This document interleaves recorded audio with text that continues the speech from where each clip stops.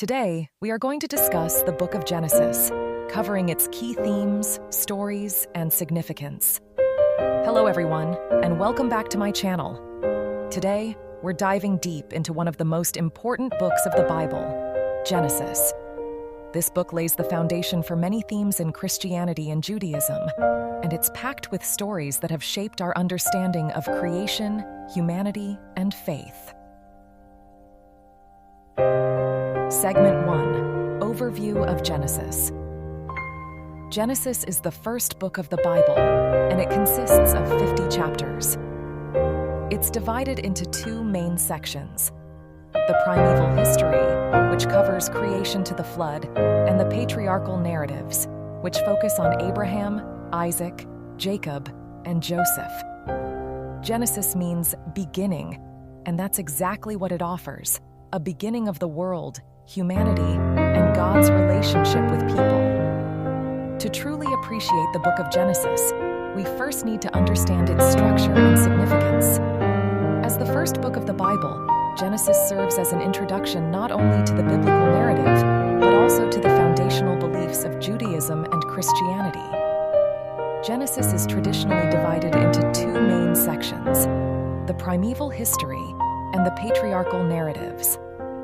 The primeval history includes chapters 1 to 11, encompassing the creation of the world, the early history of humanity, and significant events like the fall and the flood.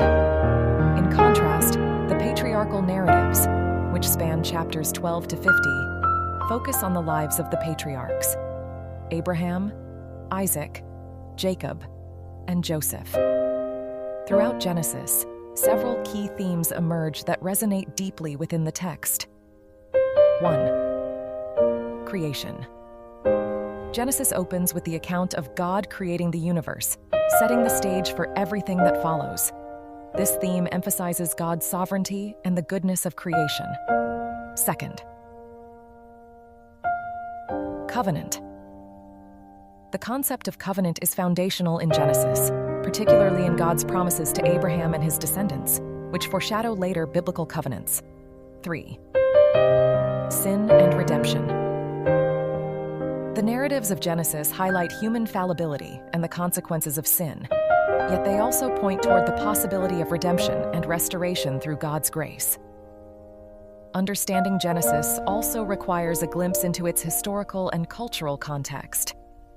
Written in an ancient Near Eastern setting, Genesis shares similarities with other ancient creation stories and flood narratives, but it uniquely emphasizes monotheism, the belief in one God. This distinction is crucial as it sets the tone for the rest of the biblical narrative. The literary style of Genesis is rich and varied, featuring poetry, narrative, genealogy, and law. The use of genealogies not only connects the stories, but also serves to emphasize the importance of lineage and heritage, particularly as it relates to the covenant promises. Genesis is not merely a historical account. It is a theological text that invites readers to explore questions about identity, purpose, and the nature of God. It establishes the groundwork for understanding who God is, who we are as His creations, and the relationship we are called to have with Him. It's a book that has influenced countless generations and continues to be relevant in discussions of faith, morality, and humanity. With this overview in mind, we can now delve deeper into the specific stories and teachings found in Genesis. Let's begin with the captivating creation story that opens the book. Segment 2. Creation story. Genesis chapter 1 and 2. Let's start with the creation story. In Genesis 1, we see God creating the world in 6 days and resting on the seventh. Each day brings forth different aspects of creation: light, sky, land, seas, vegetation, stars, animals, and finally, humans, created in God's image. This emphasizes the inherent dignity and value of human life. Genesis 2 provides a more detailed account of the creation of humanity, focusing on Adam and Eve. Here we see the intimate relationship God has with humanity, as he breathes life into Adam and creates Eve from his rib. This relationship sets the stage for the rest of the biblical narrative. Segment 2, which focuses on the creation story found in the book of Genesis. This segment will explore the significance of the creation narrative, its structure, key themes, and theological implications. The creation story in Genesis chapters 1 and 2 is one of the most profound narratives in the Bible. It not only describes how the world came into being, but also reveals essential truths about God, humanity, and our place in the universe. Structure of the creation account. Genesis 1 presents a structured account of creation over 6 days, followed by a day of rest on the 7th. This orderly sequence contrasts with many ancient Near Eastern myths, emphasizing that creation is the work of a single, sovereign God. Day 1. Light. God begins by creating light, separating it from darkness. The phrase, "Let there be light," introduces the power of God's word. Everything is created through his command. Day 2. Sky and water. On the second day, God creates the sky to separate the waters above from the waters below. This establishes the atmosphere and sets the stage for life. Day 3. Land and vegetation. The third day sees God gathering the waters to reveal dry land, which he names earth. He then commands the earth to produce vegetation, establishing a vibrant ecosystem. Day 4. Sun, moon, and stars. On the fourth day, God creates the sun, moon, and stars to govern day and night. This not only provides light, but also marks the passage of time. Day 5. Sea creatures and birds. The fifth day brings the creation of living creatures in the sea and birds in the sky. God blesses them, encouraging them to be fruitful and multiply. Day 6. Animals and humanity. On the sixth day, God creates land animals and culminates his work by creating humanity. He says, "Let us make man in our image," which introduces the unique status of humans as created in the likeness of God. Day 7. Rest. Finally, on the seventh day, God rests, blessing it and making it holy. This sets a precedent for the Sabbath, a day of rest and worship. Genesis 2, a more intimate account. While Genesis 1 gives a grand overview, Genesis 2 provides a more intimate portrayal of the creation of humanity. Here, we see God forming Adam from the dust of the ground and breathing life into him. This imagery conveys the closeness of God's relationship with humanity. The Garden of Eden. God plants a garden in Eden, filled with beauty and abundance. Adam is placed in the garden to work it and keep it, highlighting humanity's role as stewards of creation. Creation of Eve. Seeing that it is not good for Adam to be alone, God creates Eve from Adam's rib. This act emphasizes companionship, partnership, and the equality of men and women, setting the stage for the institution of marriage. The creation narrative in Genesis offers profound theological insights. 1. God's sovereignty.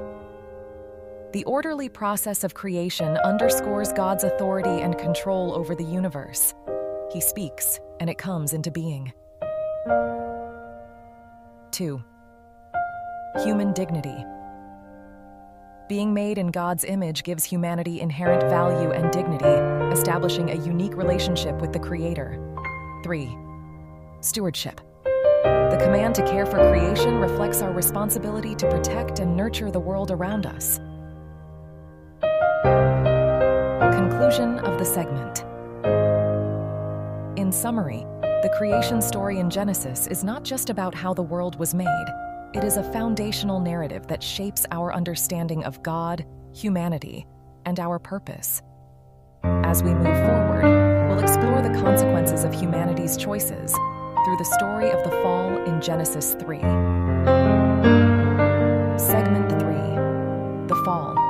Genesis 3. Tragically, the harmony in the Garden of Eden doesn't last. In Genesis 3, we encounter the story of the fall, Adam and Eve's disobedience by eating from the tree of knowledge. This act introduces sin into the world, leading to their expulsion from Eden. This narrative beautifully illustrates themes of temptation, free will, and the consequences of our choices. Here's a detailed breakdown of segment 3, which focuses on the fall of humanity as described in Genesis chapter 3. This segment will explore the narrative, its implications, and the themes surrounding sin and redemption. After the beauty and order of creation, Genesis 3 introduces one of the most pivotal moments in the biblical narrative, the fall. This chapter details humanity's disobedience to God and the consequences that follow, fundamentally altering the relationship between God and His creation. The chapter begins in the Garden of Eden, a paradise where Adam and Eve live in harmony with God and each other. They are given freedom and abundance with one specific command: not to eat from the tree of the knowledge of good and evil. This command is crucial as it establishes the boundary for their relationship with God. The temptation. The narrative introduces the serpent, described as more cunning than any other creature. The serpent questions Eve about God's command, planting seeds of doubt regarding God's intentions. He suggests that eating from the tree would not lead to death, but instead open their eyes, making them like God, knowing good and evil. Analysis of the temptation. This moment reflects the nature of temptation. It often distorts the truth. The serpent's words twist God's command and promise a false sense of enlightenment. Eve, seeing that the fruit is good for food, pleasing to the eye, and desirable for gaining wisdom, succumbs to temptation and eats the fruit. Adam, present with her, also eats. The consequences of disobedience. Immediately, their eyes are opened, and they realize their nakedness, leading to shame and fear. They attempt to cover themselves with fig leaves, symbolizing the loss of innocence and the introduction of guilt into human experience. God's inquiry. When God walks in the garden, He calls for Adam, highlighting the relational aspect of their interaction. Adam responds, revealing his fear and shame. God then questions them about their disobedience, and both Adam and Eve attempt to shift blame. Adam blames Eve, and Eve blames the serpent. This pattern of blame illustrates a breakdown in relationships between God, humanity, and each other. Judgment and consequences. God pronounces judgment on the serpent, Eve, and Adam. The serpent is cursed to crawl on its belly and face enmity with humanity. Eve is told she will experience pain in childbirth and a desire for her husband, who will rule over her. Adam is informed that the ground will be cursed because of him, leading to toil and struggle for sustenance. Theological reflection. These consequences underscore the seriousness of sin and disobedience. The idyllic state of the garden is shattered, and pain, conflict, and labor become part of the human experience. The promise of redemption. However, amidst this judgment, there is a glimmer of hope. In Genesis 3:15, often referred to as the proto-evangelium, or first gospel, God promises that the seed of the woman will crush the serpent's head. This foreshadows a future redemption and sets the stage for the overarching narrative of salvation history. Conclusion of the segment. In summary, Genesis 3 is a profound exploration of human choice, the nature of temptation, and the consequences of sin. It reveals the complexities of our relationship with God and each other, while also hinting at the hope of redemption. As we continue, we'll see how these themes play out through subsequent narratives in Genesis, particularly in the story of Cain and Abel. Segment 4. Cain and Abel, Genesis 4. After the fall, we see the first family dynamics unfold with the story of Cain and Abel. Cain's jealousy leads to the first murder in history. This story highlights the destructive nature of sin and the need for personal responsibility in our actions. Here's a detailed breakdown of Segment 4, which focuses on the story of Cain and Abel found in Genesis chapter 4. This segment will explore the narrative, its themes, and the moral implications of the story. Following the dramatic events of the fall, Genesis 4 introduces us to the first family in human history and the complexities of human relationships. The story of Cain and Abel is a poignant narrative that explores themes of jealousy, sin, and the consequences of our choices. The characters, Cain and Abel. Cain and Abel are the first two sons of Adam and Eve. Cain is a farmer, tending to the soil, while Abel is a shepherd, taking care of the flock. Their professions highlight the diverse ways humanity contributes to the world. The offerings. In verse 3, we see that both brothers bring offerings to God. Abel offers the best of his flock, while Cain brings some of the fruits of the ground. The text reveals that God looks favorably upon Abel's offering, but does not accept Cain's. This disparity raises questions about the nature of their offerings and God's expectations. Analysis of the offerings.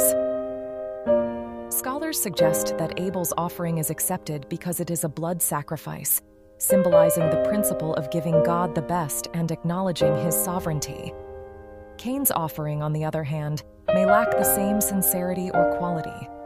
This distinction serves as an important lesson about the heart behind our actions and offerings. Cain's reaction. Cain becomes very angry, and his countenance falls. Instead of reflecting on why his offering was not accepted, he allows jealousy and anger to fester. God, in his mercy, reaches out to Cain, warning him that sin is crouching at the door, and encourages him to master it. This moment reveals God's desire for Cain to overcome his negative emotions and choose a better path. The tragic outcome. Despite God's warning, Cain succumbs to his feelings. In a fit of rage, he lures Abel into the field and murders him. This act of violence marks the first murder in history and highlights the destructive power of unchecked anger and jealousy. It serves as a sobering reminder of how sin can escalate from thoughts and emotions to actions. God's confrontation and Cain's punishment. After the murder, God confronts Cain asking, "Where is your brother Abel?" Cain responds defiantly, "Am I my brother's keeper?" This question reflects Cain's refusal to take responsibility for his actions and the breakdown of familial relationships caused by sin. Consequences for Cain. As a result of his actions, Cain is cursed to wander the earth, becoming a fugitive. Despite his punishment, God places a mark on Cain to protect him from being killed by others, showcasing God's continued mercy even in judgment. Themes and lessons. The story of Cain and Abel illustrates several profound themes. 1. Jealousy and its consequences. Cain's jealousy leads to devastating consequences, reminding us of the destructive nature of envy. 2-point responsibility for others. Cain's dismissive attitude towards Abel highlights our moral obligation to care for one another. We are indeed our brother's keeper. 3. God's mercy. Even in judgment, God shows mercy to Cain, emphasizing that redemption is always possible, even for those who have sinned deeply. Conclusion of the segment. The narrative of Cain and Abel serves as a powerful exploration of human emotions and the impact of sin on relationships. As we reflect on this story, we are reminded of the importance of self-examination, the need for accountability, and the hope of redemption. Next, we will explore the significant events of the flood in Genesis chapters 6 to 9, which further illustrate the consequences of humanity's choices. Segment 5. The Flood, Genesis 6 to 9. Fast forward to Genesis 6, where God decides to cleanse the earth due to humanity's wickedness. He chooses Noah to build an ark and save his family and pairs of every animal. The flood narrative is not just a story of judgment, but also of grace, as God preserves a remnant to start anew. After the flood, God makes a covenant with Noah, symbolized by the rainbow, promising never to destroy the earth by water again. Here's a detailed breakdown of Segment 5, which focuses on the story of Noah and the flood, found in Genesis chapters 6 through 9. This segment will explore the narrative, its themes, and the significance of God's covenant with Noah. As we move forward in the book of Genesis, we encounter one of the most well-known narratives, the story of Noah and the flood. This account serves as a profound exploration of divine judgment, human wickedness, and the promise of redemption. The context of the flood. In Genesis 6, we see a dramatic shift in the state of humanity. The narrative describes how the wickedness of humanity has increased to the point where every intention of the thoughts of their hearts was only evil continually. This pervasive evil grieves God, leading him to decide to bring judgment upon the earth. God's decision and Noah's righteousness. However, among this corruption, Noah stands out. The text describes him as a righteous man, blameless in his generation, and one who walked with God. In response to Noah's faithfulness, God chooses him to be the instrument of salvation for humanity and creation. God's instructions to Noah. God commands Noah to build an ark, providing specific dimensions and details. This massive structure is to be made of gopher wood and coated with pitch, illustrating the importance of obedience to God's instructions. The ark is designed to save Noah, his family, and pairs of every kind of animal from the impending flood. The flood and its consequences. Once the ark is completed, Noah, his family, and the animals enter the ark. God then initiates the flood, described as rain falling for 40 days and nights, with the waters rising to cover the earth. This event signifies God's judgment on a corrupt world, yet it also serves as a new beginning for creation. Theological reflection on the flood. The flood narrative emphasizes several key themes. 1. Divine judgment. The flood represents God's righteous response to human sin, showcasing the seriousness of disobedience. 2. God's mercy. Even amidst judgment, God's mercy is evident in his preservation of Noah and the animals, highlighting his desire for restoration. Covenant and new beginnings. After the rain ceases, the waters recede, and Noah, his family, and the animals exit the ark. In Genesis 9, God establishes a covenant with Noah, promising never again to destroy the earth with a flood. The rainbow becomes the sign of this covenant, symbolizing hope and God's faithfulness. Significance of the covenant. This covenant is significant for several reasons. 1. Universal scope. It applies not just to Noah, but to all living creatures, emphasizing God's care for creation. 2. Promise of preservation. The covenant assures humanity of God's ongoing commitment to the world, despite human failings. Post-flood humanity. God also gives Noah and his descendants instructions for living, including the prohibition of murder, reflecting the sanctity of human life. This moment sets the stage for the continuation of humanity and the establishment of societal order. Conclusion of the segment. In summary, the story of Noah and the flood is a powerful narrative of judgment, mercy, and covenant. It reminds us of the seriousness of sin, while also offering hope through God's promises. As we continue our journey through Genesis, we will explore the Tower of Babel in chapter 11, which illustrates humanity's attempts to reach God and the consequences of pride. Segment 6. The Tower of Babel, Genesis 11. In Genesis 11, we come to the Tower of Babel, where humanity attempts to build a tower to reach the heavens. God confuses their language, scattering them across the earth. This story underscores human pride and the limits of our ambition when it opposes God's will. Here's a detailed breakdown of Segment 6, which focuses on the story of the Tower of Babel found in Genesis chapter 11. This segment will explore the narrative, its themes, and the implications of humanity's actions in attempting to build the tower. As we continue our exploration of the book of Genesis, we come to a fascinating and significant story: the Tower of Babel. This narrative offers insight into human ambition, the nature of community, and God's sovereignty over humanity. Genesis 11 opens by describing a time when all of humanity spoke a single language and shared a common speech. This unity fosters a desire to build a city and a tower that reaches the heavens, symbolizing their ambition and desire for significance. The people congregate in the land of Shinar, where they decide to build the tower using brick and tar for mortar. Their motivation is clear. They want to make a name for themselves and prevent being scattered across the earth. This desire to build a tower that reaches the heavens signifies humanity's ambition to transcend their earthly limitations and achieve greatness. This narrative highlights the ambition of humanity to create a monument to their achievements.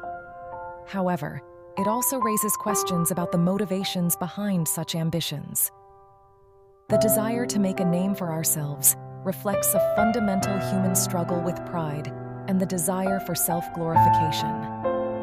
In response to their actions, God observes their efforts and recognizes the potential for even greater rebellion.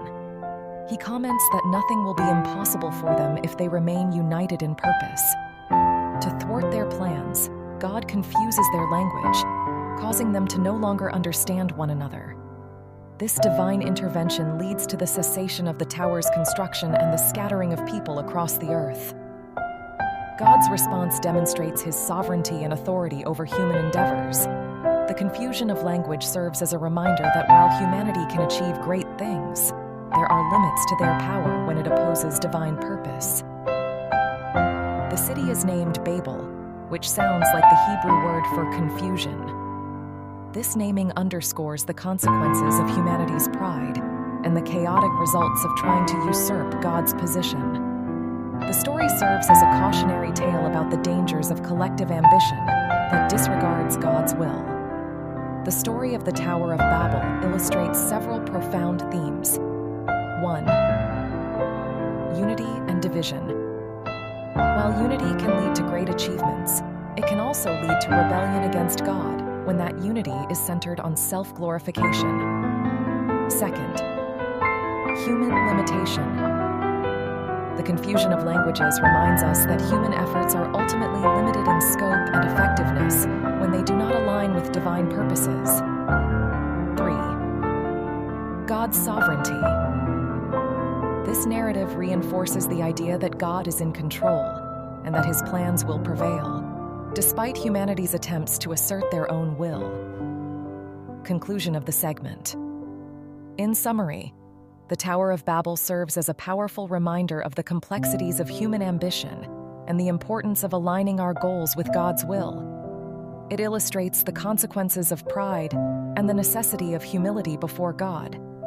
As we conclude our exploration of Genesis, we see how these themes of creation, fall, judgment, and covenant all intertwine, shaping the narrative that leads us towards the patriarchal stories that follow. Segment 7. The Patriarchs. Genesis 12 to 50. The second half of Genesis focuses on the patriarchs. We start with Abraham, who is called by God to leave his homeland and promises to become the father of a great nation. His faith journey is central to understanding faith in God. Next is Isaac, followed by Jacob, whose life is marked by struggles, including his famous wrestling with God. Jacob's story highlights themes of redemption and the complexities of family relationships. Lastly, we meet Joseph, whose journey from slavery to prominence in Egypt demonstrates God's providence and the idea that what others intend for evil, God can turn into good. Here's a detailed breakdown of Segment 7, which focuses on the patriarchal narratives found in Genesis chapters 12 through 50. This segment will explore the lives of the patriarchs, Abraham, Isaac, Jacob, and Joseph, and the overarching themes of faith, covenant, and God's providence. As we transition from the narratives of creation, the fall, and the flood, we enter the rich stories of the patriarchs, Abraham, Isaac, Jacob, and Joseph. These narratives are foundational to understanding the faith journey of God's chosen people and the unfolding of his covenant promises. Abraham, the father of faith, Genesis 12 to 25. The story begins with Abram, later named Abraham, in Genesis 12. God calls Abram to leave his homeland and promises to make him a great nation, bless him, and make his name great. This call represents the initiation of God's covenant relationship with Abraham and his descendants.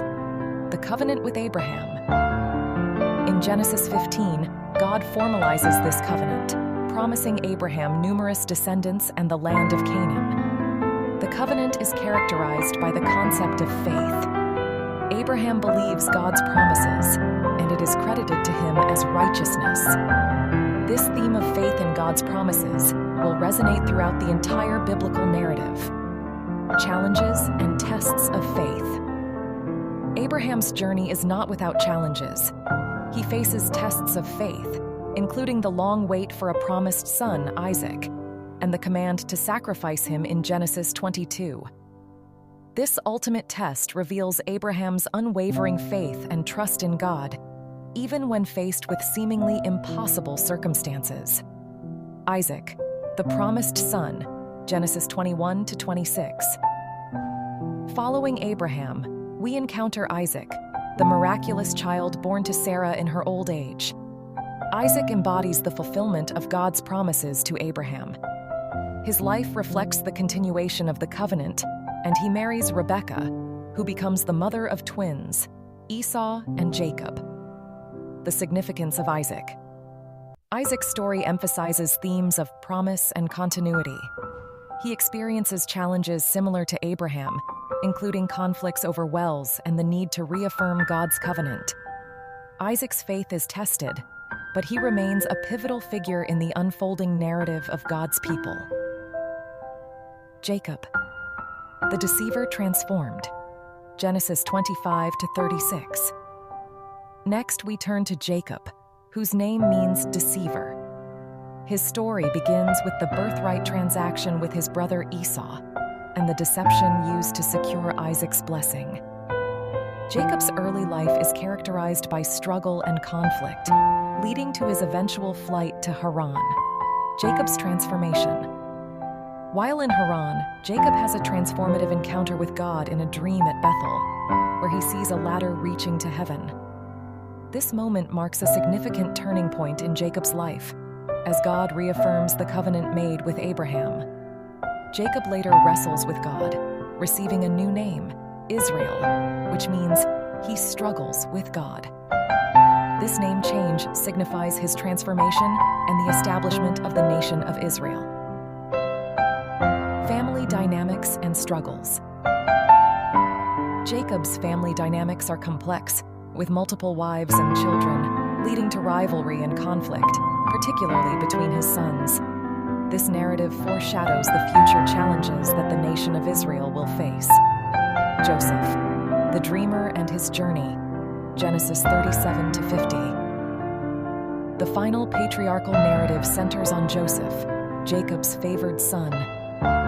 His story begins with dreams of greatness that incite jealousy among his brothers, leading them to sell him into slavery in Egypt. Despite his suffering, Joseph's integrity and faith in God shine through. God's providence in adversity. Joseph's journey is marked by ups and downs, from slavery to imprisonment, but ultimately leads him to become second in command in Egypt. His ability to interpret dreams saves Egypt from famine and reunites him with his family. This narrative highlights the theme of God's providence, showing how God can turn evil intentions into good outcomes. Reconciliation and forgiveness. The climax of Joseph's story is his reconciliation with his brothers, where he forgives them for their betrayal. This act of forgiveness is powerful and reflects God's grace and the importance of family unity, covenant fulfillment, and legacy. The narratives of the patriarchs collectively illustrate the unfolding of God's covenant promises and the establishment of a people set apart for Him. Each patriarch faces trials that test their faith, yet they all contribute to the lineage through which God's redemptive plan will unfold. Conclusion of the segment. In summary, the stories of Abraham, Isaac, Jacob, and Joseph are rich with themes of faith, covenant, and divine providence. They lay the groundwork for understanding the nation of Israel and the unfolding story of redemption. As we conclude our exploration of Genesis, we see how these foundational narratives set the stage for the rest of the biblical story, leading us towards the next chapters in the history of God's people. Conclusion. As we conclude our exploration of Genesis, we see that it is not just a collection of ancient stories, but a profound narrative about God's relationship with humanity. The themes of creation, sin, redemption, and covenant run throughout, inviting us to reflect on our own lives and faith. Thank you for joining me today. If you enjoyed this video, please like, subscribe, and share your thoughts in the comments. What part of Genesis resonates with you the most? Until next time, keep exploring and seeking understanding. God bless.